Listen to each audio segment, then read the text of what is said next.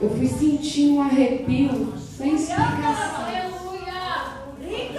O inimigo estava tentando me parar desde o início da semana para mim não trazer a mensagem, para mim não pregar. A missionária sabe, né, que eu cheguei a comentar. Ele vai tentar parar, mas Deus não deixa, não permite. Porque os planos de Deus sempre são maiores que os nossos. Irmãos, não é fácil trazer a palavra de Deus. Eu vou dizer para os irmãos, tem irmãos aqui que não me conhecem ainda, mas eu não enxergo nem 30% de visão. Por que eu estou falando? Porque Deus me disse. Nem 15%, meu esposo corrigiu. Nem 15% de visão. Por que eu estou dizendo isso? Isso é um testemunho de vida. Então o Senhor disse, quando você for abrir a tua boca para trazer a minha palavra, como o meu testemunho, porque você não enxerga nem 15%, porém, quando você começa a estudar, eu te dou a visão espiritual. Não é a visão terrena que a gente precisa buscar, é a visão espiritual. Porque o Senhor, Ele derrama sobre nós uma unção. Já viu pessoas que pregam, que não sabem ler, que não sabem escrever? É o Senhor que dá autoridade. A autoridade não vem dos homens, a autoridade vem do Senhor. Então a autoridade que está sobre a minha cabeça hoje é o Senhor que está me dando. Os irmãos possam sentar hoje. Eu vou fazer a leitura, pode se sentar. A autoridade que derramada por mim foi de Deus. A mensagem que vai sair hoje sobre a minha boca é do Senhor. Porque essa semana eu tive dificuldade para estudar. O texto que eu vou estar ministrando hoje não é um texto fácil. E principalmente para ministrar em pouco tempo. Porém, o que eu vou falar aqui vai ser o Senhor que vai me trazer na minha boca. E eu vou dizer, e eu vou falar. Porque o Senhor vai falar nessa noite nos nossos corações. O texto ele se encontra no livro de Lucas. Esse texto ele é rico de conhecimento. Ele é um texto cheio de conhecimento e de riqueza para nós, para o nosso coração. Quero pedir ao meu esposo para soltar o fundo musical, por favor. O texto de Lucas, capítulo 15. Os irmãos acharam?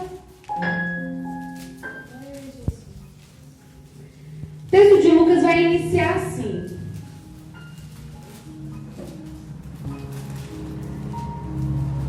E chegavam a ele, aqui esse ele representa Jesus. Todos os publicanos e pecadores para ouvi-lo. E os fariseus e os escribas murmuravam, dizendo: este recebe pecadores e come com eles. Só até aqui. Meus amados irmãos, o que representa os gentios? Os gentios, eles eram cobradores de impostos, eram pessoas que não professavam a mesma fé dos fariseus, não acreditavam em Deus, certo? Para vocês entenderem.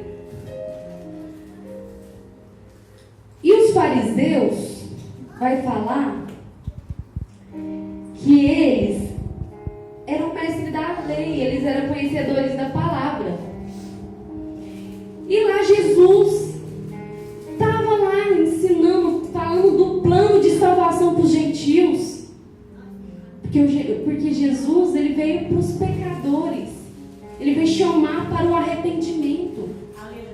E Jesus estava fazendo o ID do Evangelho, mostrando para eles a palavra, falando da palavra de Deus, falando do amor de Deus, que lá naquele tempo ainda não tinha a Bíblia, mas ele falava, né, do amor de Deus para aquele povo. E os fariseus é um povo de Deus, era homem de lei, era homem que ensinava. estavam.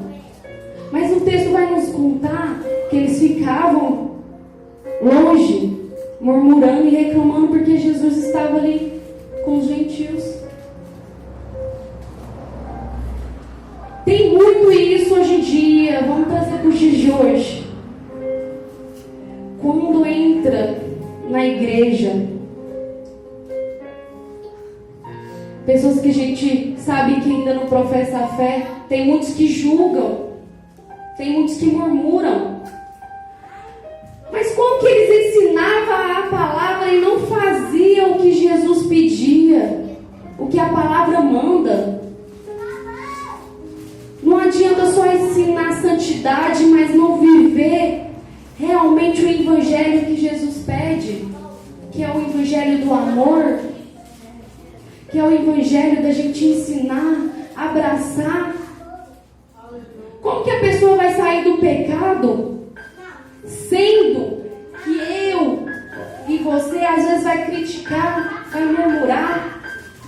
Não tem como sair do pecado se a pessoa entrar ali, entrar e a gente não dar um abraço, não se acertar e pedir para perguntar: o que você quer falar comigo, meu amado?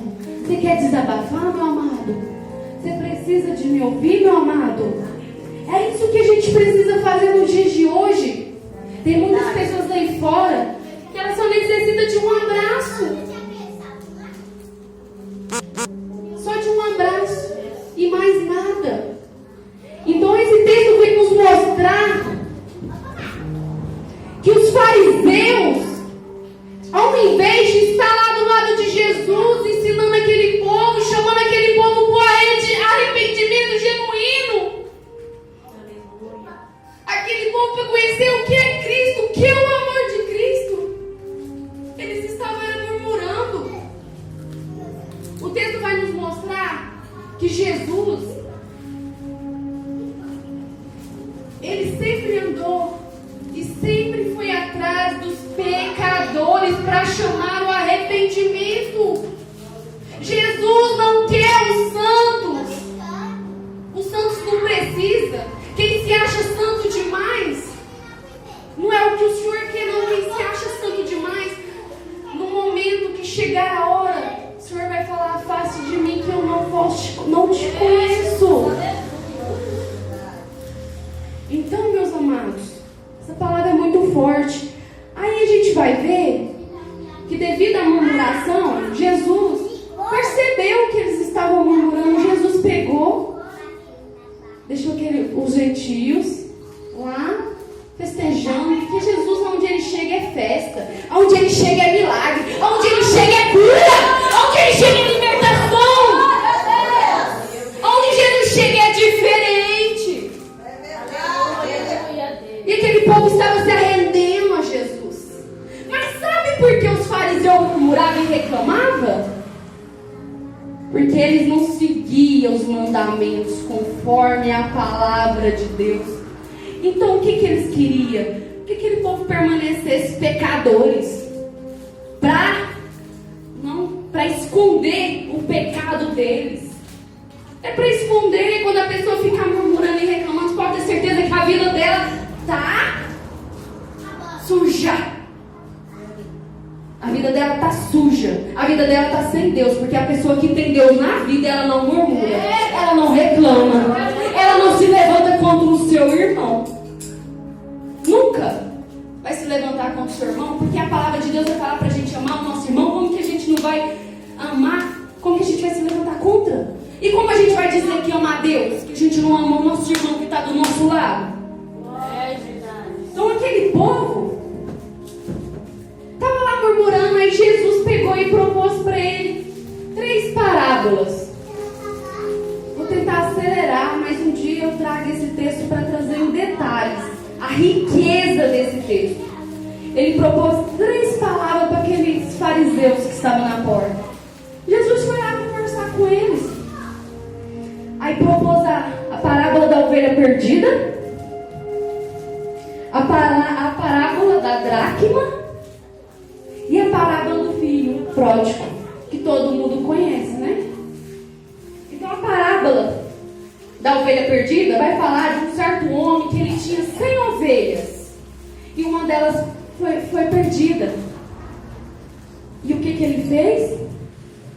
Largou aquelas 100 ovelhas no campo e foi atrás daquela uma ovelha perdida. Essas parábolas do filho pródigo representam a Deus, viu? Quando você estiver perdido, Ele vai atrás de você. Quando você estiver perdido sem saber o que fazer, Ele vai atrás de você. A ovelha perdida, ela não sabia o caminho de volta. Ela não sabia o caminho de volta. Ela sabia que estava perdida, mas ela não sabia voltar. É igual a formiga.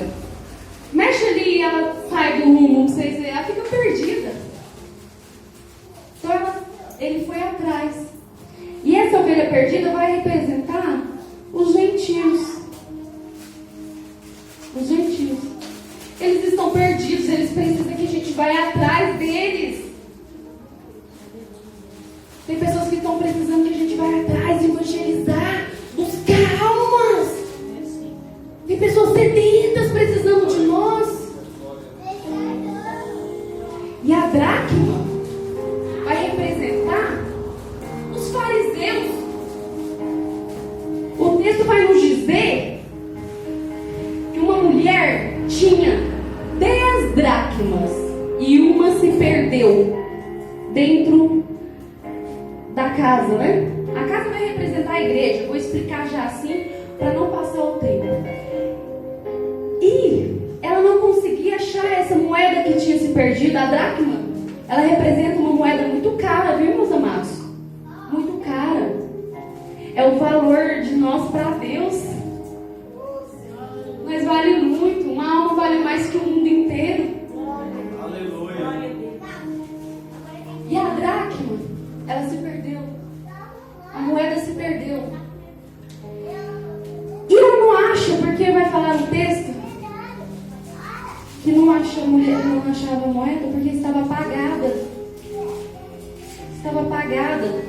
E devido a estar apagada, tinha sujeira. Isso vai representar o corpo da pessoa. O corpo de pessoas que murmuram. O corpo de pessoas que é contra a palavra. O corpo das pessoas que não amam o próximo. Ei, meus amados, os fariseus é a dracma perdida. Dentro de casa, se acha santo demais. Mas ele tem que entender que a moeda ela só tem valor se ela estiver na mão do dono. Vou repetir, os irmãos não entenderam. A moeda ela só tem valor se ela estiver na mão do dono.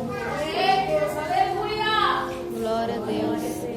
Se não estiver na mão do dono, não tem valor para nada. Então devemos buscar cada dia mais a palavra, porque é a palavra que traz luz. É a palavra que vai trilhar os nossos caminhos, aonde a gente pisar vai trazer luz. É a palavra. Aleluia. E aí a gente vai agora para o filho pródigo.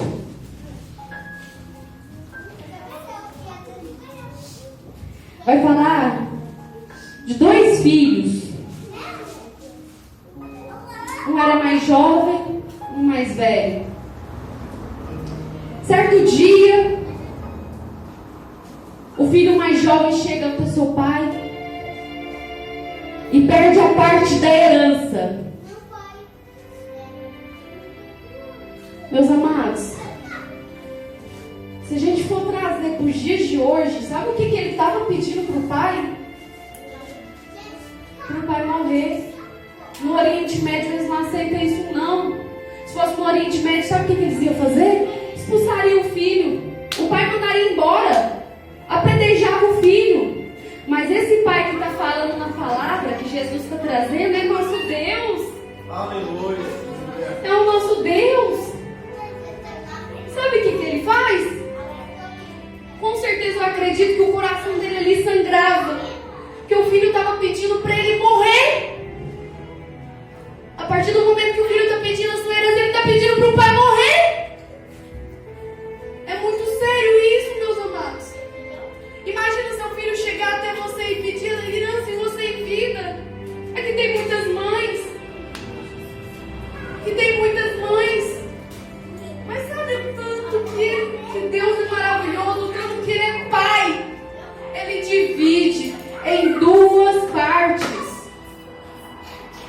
dá a parte do filho mais novo e dá a parte do filho mais velho. Que pai é esse, meus amados? Que pai é esse? Então, meus amados, a gente vê que aquele filho andava do lado do pai, ele foi ensinado. O pai, quando anda do lado, ele ensina os mandamentos. E ali o pai que está falando é nosso Deus. Então ele ensinou os mandamentos para aquele filho mais novo. Aí chegado um tempo, o filho pegou a herança e não quis ficar mais do lado do pai, não quis governar ao lado do pai, porque lá ele tinha tudo, tudo. Ele morava ao lado do pai, tudo que ele queria estava lá servido para ele. Estava servido para ele.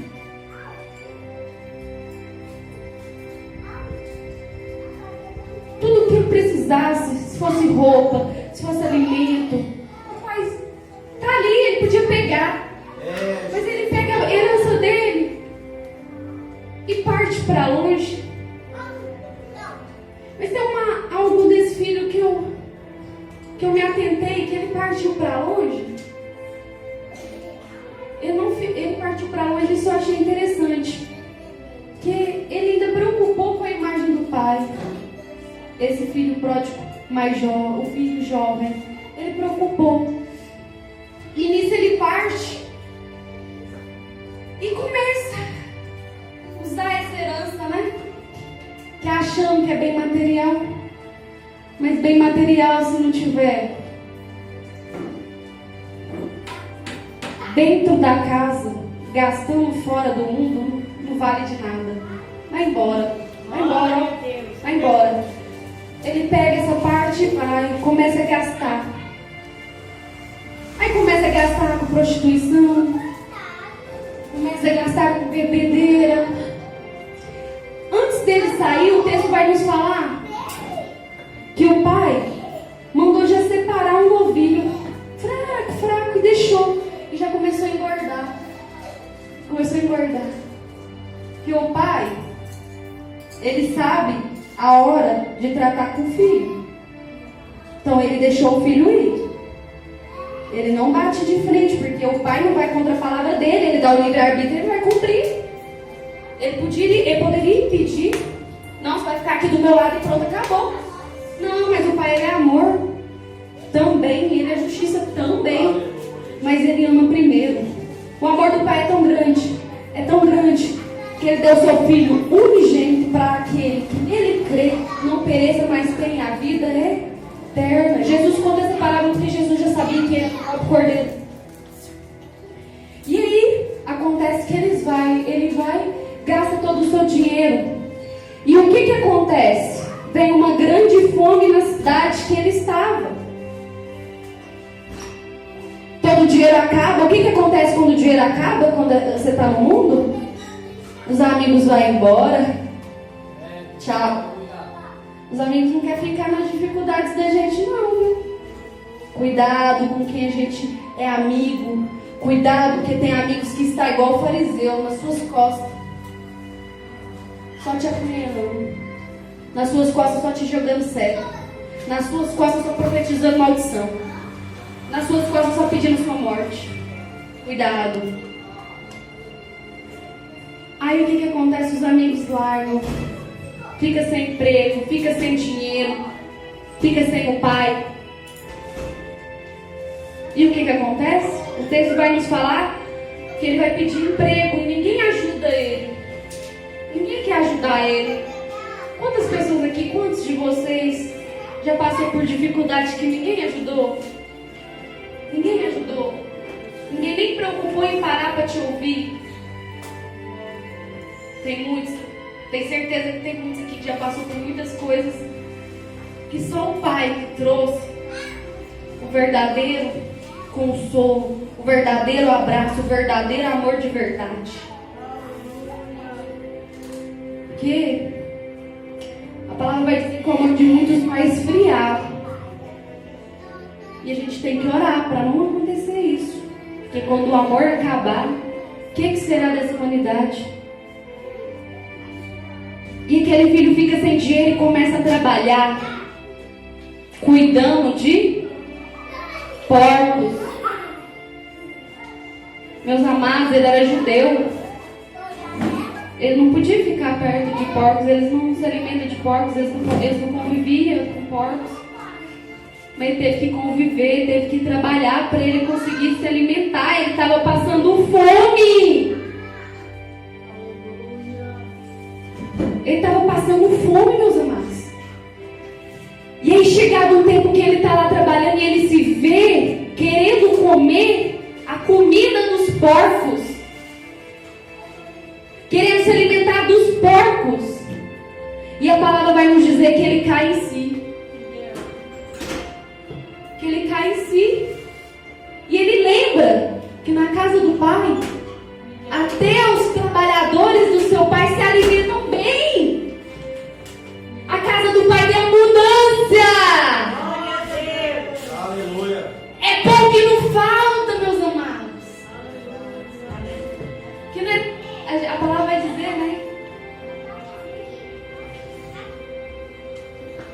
Que o pão da vida é o nosso Pai. Vai chegar um momento que a gente precisa sempre de se alimentar do pão da vida, porque é Ele que trata a nossa alma. É Ele que cuida da nossa alma. Ainda não tem médico que cuida da nossa alma, não. Não tem, porque os médicos dos médicos é Jesus. Aleluia. Glória a Deus. Então aquele rapaz, ele volta. Ele cai em si e volta. E ele se levanta daquele lugar sujo, aquele lama. Ele já estava. Se você pensar, pensa em algo assim, pior que tiver, ele já passou. Ele estava no fundo do poço, ele estava na lama. Ali para tirar era difícil, meus amados. Mas eu vou contar para vocês. Tem algo que fez aquele rapaz cair em si. Ele tem um tesouro dentro dele. Tem um tesouro. Calma que eu vou revelar. A Bíblia não fala qual o tesouro, mas eu vou revelar qual o tesouro hoje. E ele volta para casa. Nisso que ele volta, parece que o pai já sentia, né? Aquele pai já estava alegre no dia. Eu acredito que estava alegre, né? Já sente. Que eu acredito que ele olhava aquele cordeiro, né? E o cordeiro já estava